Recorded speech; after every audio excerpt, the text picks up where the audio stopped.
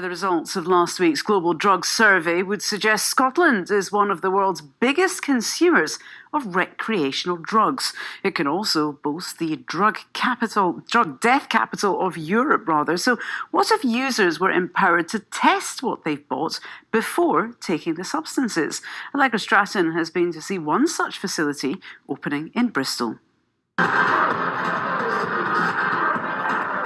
The 700 people in this Bristol nightclub appear without a care in the world, but they are very vulnerable. Drugs in the UK are stronger than ever, stronger than they realise. Thank you very much. Motion nightclub uses sniffer dogs to turn people with drugs away. I have to go back there, buddy. But still, in November of last year, one 19-year-old died after taking ecstasy here. One of Motion's founders thinks enough is enough. We're seeing more people end up in medical rooms, we're seeing more people go to hospital, and we're hearing more people dying. So for Bristol, part of the solution is testing. This weekend, ITV News was given exclusive access to the first ever drugs test in a UK city centre.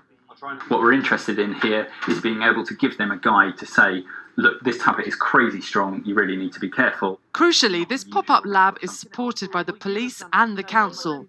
Members of the public bring their illegal drugs here for testing by chemists. So for the MDMA, did you taste it? Most of the samples are MDMA, a form of ecstasy.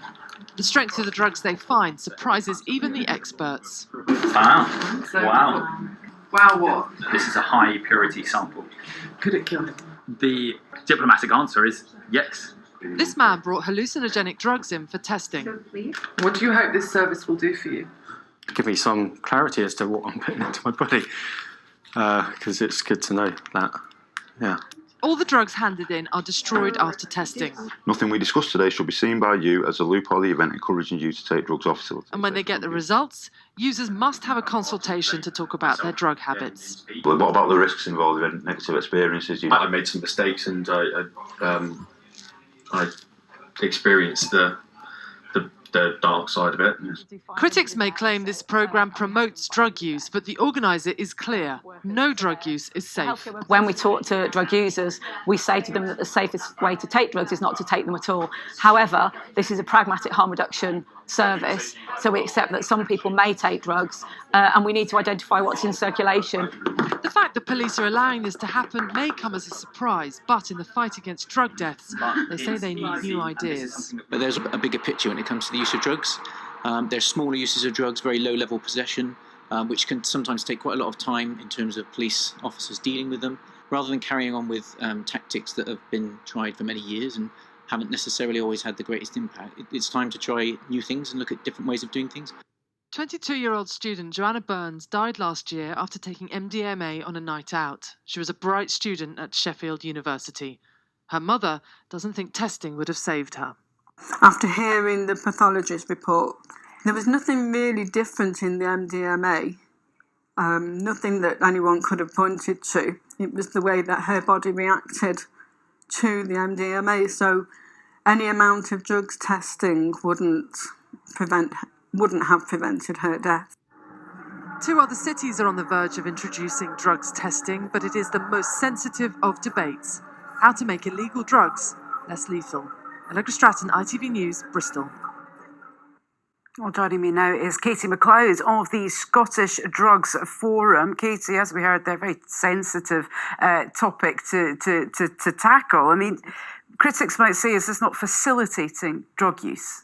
Yeah, I think it's really important to separate condoning drug use and offering a facility that's going to make it safer for people. So that's really the intention of drug testing. These are people that have decided to use drugs already, and we need to find ways of making it safer for them and ultimately reducing fatalities from drugs.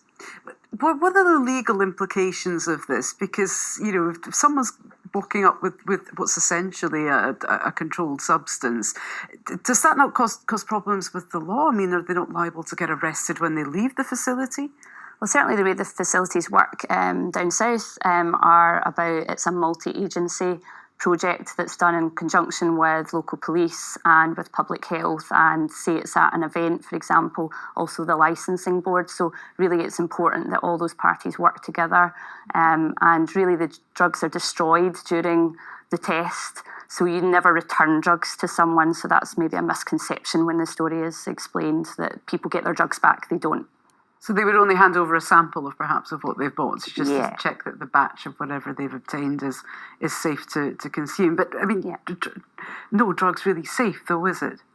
Absolutely, and with any drug use there's risk, and we're very, very clear, in saying that any drug agency is, but there are less risky ways to use drugs, and I suppose the crucial thing about drug testing is that people engage with an intervention with a health worker, like a drug counsellor, so they get safety information, and actually about 40% of people generally suggest that they will intend to use less drugs, and about a fifth of people tend to actually dispose of other drugs as well. So if they've found a harmful substance, for example, they'll actually give drugs that they've maybe got somewhere else to be disposed of safely, so it takes those drugs out of the market. Is there not a risk, though, that schemes such as this could normalise drug taking, particularly recreational drug use? I think the issue is that people will always take drugs. It's impossible to keep drugs out of prison, for example, so it's impossible to keep them out of wider society and nightlife settings where people do use recreational drugs, and it's really just finding a way to make that a little bit safer, and realising that people can use drugs in a more safe manner and ultimately not die from using drugs as well. And Katy, just quickly, is this something that you would support seeing rolled out across Scotland, for example? I think absolutely. So if we look at Wales, for example, they have a Welsh-funded government facility that offers a similar service that's done through the post. And certainly if we look at what's happening in England, this has been offered right throughout various different festivals.